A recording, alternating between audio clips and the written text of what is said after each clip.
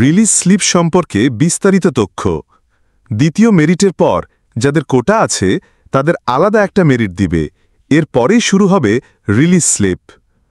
Release স্লিপের মাধ্যমে কি পূর্বের কলেজে পুনরায় আবেদন করতে পারব?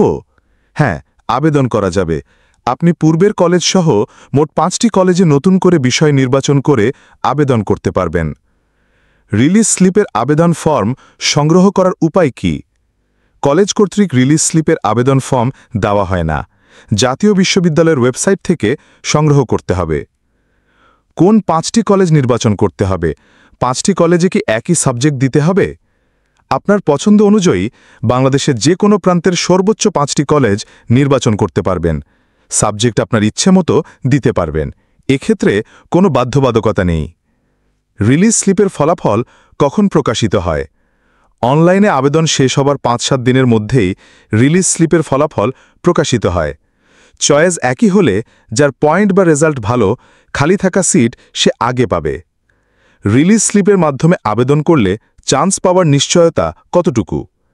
জেলা শহরের কলেজগুলোতে শূন্য আসন সংখ্যা খুবই কম। অপরদিকে উপজেলা পর্যায়ের কলেজগুলো অনেক বেশি আসন খালি থাকে।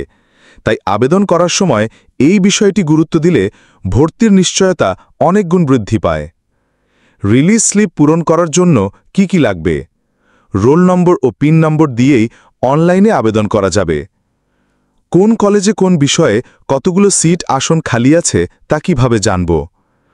অনলাইনে রিলিজ স্লিপ ফর্ম পূরণ করার সময় কলেজের পাশে কটা করে আসন খালি আছে তা দেখা যাবে।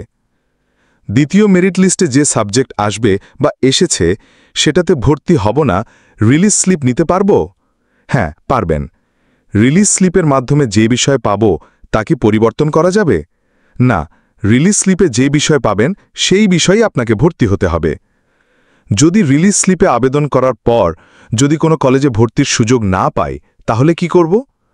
প্রথম রিলিজ স্লিপে ভর্তি হতে না পারলে দ্বিতীয় রিলিজ স্লিপের জন্য আবেদন করতে পারবেন।